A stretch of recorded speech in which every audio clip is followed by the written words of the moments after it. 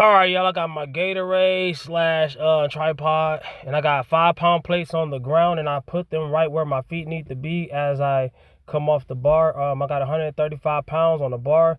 I'm trying something not new, but something that I haven't done in a long time, and to keep the foot placement evenly throughout my feet. All right, that's a practice thing. I got 135 pounds on the bar. I'm lifting in a packed gym. I usually don't like trying things or starting to do things for the first time, or first time in a long time, really. But I want to step back. 1, 2. You see, I'm kind of still doing baby steps. I don't want to do that, but I'm doing it. But I'm getting balanced on those plates. I got to practice just taking 1, 2 steps back and then go ahead and lift. And it's kind of wonky because I kind of almost fell off the things. It's kind of slipping under my feet. So I was like, you know what? I need to place these better, but I'm not going to use them today because that asks questions. There's people all around me and da-da-da-da. You can't explain and do it at the same time. A lot of people think they can, but that's not what you want to do. If your eyes are on the prize, if you're lifting, your eyes need to be on the prize of your lifting. So I left the same weight on that dude right there. He kind of threw his water bottles at me. And I was like, man, dog, what are you doing? He's, just getting in the area. You don't got to throw it if I'm right here, bro. That's disrespectful. So I got 135 pounds on the bar still, the same weight I just had. And look how much easier it is. Yeah, because I'm more focused on the center of gravity. I also need to open my legs up a little bit more than that. This is day, 13 of my squat every day. This is all just me rebuilding my squat, and it's getting better already. So yeah, I started off barely being able to squat anything, right? Barely being able to reach depth or anything, right? So I threw 50 more pounds on there, 25 on each side.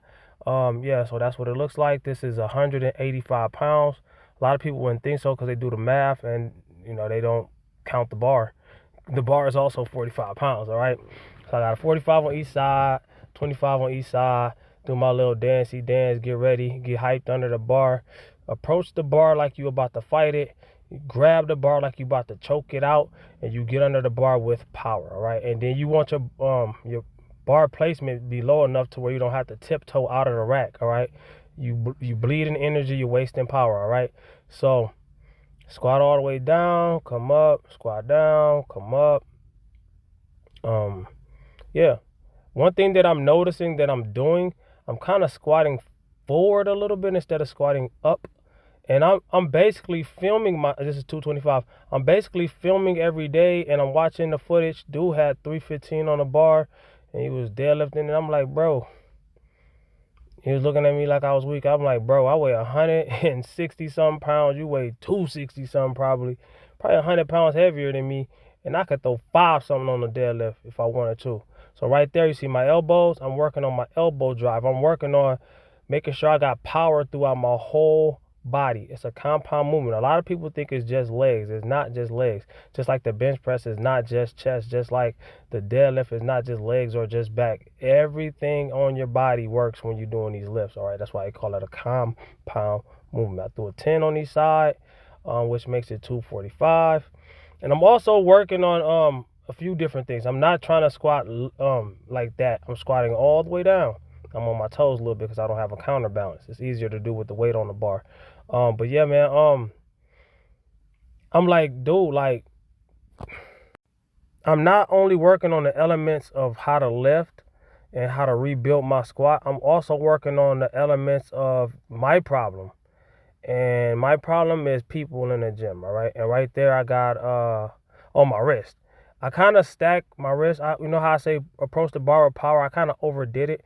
And if I would have squatted with that on my wrist in the wrong way, could have messed my wrist up. All right, so I decided not to do it, and I decided to listen to some music, drink some little drink, and regroup myself and get back to it. All right. If you fail a lift or you decide not to lift the lift, a lot of people would think that it's time to conversate and talk about it and what happened. No, it's time for me to chill. Not chill, but stay focused. Think about what I did wrong, and not here to explain to nobody. I'm here to lift. So I went and did the same way and lifted it. I only did 1 rep. Why? Because I'm going up. Whenever you see me do my fingers like that, that means I'm going up. So I threw those 5s on there, and I also threw these 2.5s on there. So that's 260, I think. Something like that. But that's whatever it is, that's what it looked like. But in between this set, I seen like a few people that I actually kind of knew. And we got into like 9 long ass conversations, bro. Stop conversating with me in the gym. Not that dude. He cool. He know. But he also lifts in the mirror. That's not the same dude as a minute ago. That dude cool as fuck, man. I forget his name though, but he cool. I got gym buddies that I don't even know their name. No disrespect. I be just in there lifting, y'all know. But yeah, so I'm focusing on. I might have to switch to high bar squat for a little bit. You know, I'm thinking about it, but I don't want to. And I decided not to lift it because I got scared because after those conversations. Like I said, I'm gonna show you it again, but I have to work on my fear. Because every time I put some X amount of weight on a bar, especially if I had a long conversation afterwards, even though it's just a few more pounds, it just scares me because it feels like it's 1,000,000 pounds. So the squat is a very technical lift, all right? I'm not scared to show fails. I'm not scared to show when I don't do nothing. I'm not scared of people saying I'm weak or whatever. Same thing I did on my bench press. Same thing I did on my squat. I mean, not my squat, but my deadlift. My deadlift is on the road to 600. So it's called rebuild, all right? Overall, I'm satisfied with what I did in the gym today. That same weight that I finally did, it wasn't heavy, but I don't even know if I hit depth. I gotta film that weight again the next time I squat tomorrow, and do it from the side to see if I reach depth. But I'm satisfied with what I did today, all right? I'm making progress, all right? Slow and steady wins the race. Day 50 is when I expect to really take the trainer wheels off. I gotta try a whole bunch of different things before then, and then at day 100, I should be at my all-time PR, even at a light body weight. Then I'm starting bulking, probably before then though. Hey y'all, so I'm leaving. Let me tell you more about it, just in case I forget to say it in the voiceover. I'm understanding that I'm missing 3 main keys. More than that, really. I mean, when you have a layoff of any lift, you're gonna, come back rusty.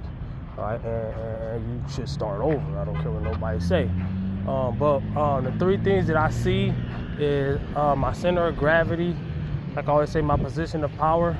You want the bar to be over your mid foot, like your mid area, even though it's on your back. But you want your the weight to be distributed evenly. A lot of people say that for your heels, and that's a key for people who tippy toe. But you want more not on your heels, on your midfoot. You want it even, but you want stabilization. So that's why I was putting the plates under my feet, and kind of worked, but it didn't, because I knew that I'm in a packed gym and people gonna be asking questions and disturbing you and this and that and third. You don't want to really try. Well, I'm not speaking for you. I'm speaking for me. I don't want to really try new things or different things in a packed gym. So I don't want to draw too much attention, because that pretty much ends your workout. Yeah, the distraction, you can't focus, you try to do something, then you're trying to explain at the same time, or tell them that, hey man, I'm just trying to, they're not listening, they go keep going. But we off of that. I'm not trying to make this video about that, but that is a factor, a big factor. All right, so that's one thing. Bar over midfoot, center of gravity, right? Second thing I noticed that I've been doing is I kind of been lifting forward instead of up, and elbow drive is going to help me with that, stacking my ribs, stacking my abs, stacking my torso. Not upright position, because I'm not doing high bar squats, but I'm doing low bar squats, so it's not gonna be a vertical upright position, but upright enough, but I don't want to do a pelvic tilt and get out of posture to do it. So elbow drive, I'm gonna teach y'all that later. And also, what else? Something else. Third thing, that was the third thing, but I thought of it before I thought of the second thing. The second thing is elbow drive, pushing up when I lift, foot placement, breathing, bracing. Breathing and bracing has, I combine that with elbow drive. It's another thing. Oh yeah, the bar feeling like it's 1,000,000,000 pounds when it's not even, and it scares you, right? And that has a lot to do with how the bar stacks on your back. Before you're breathing, you're bracing, your elbow drop, everything. It's not just legs, all right? It's a full body movement. It's a compound movement. So it's not just legs. So, you know, get that. I always tell people to get that out your head, that it's, you know, a bench press is not just chest. Deadlift is not just back or just legs or whatever you think it is. It's a compound movement, all right? Bench press, squat, deadlift, all those are compound movements. Standing overhead press, it's a lot of compound movements, you feel me? So they work the full body, even though they're targeting specifically, well, mainly certain things.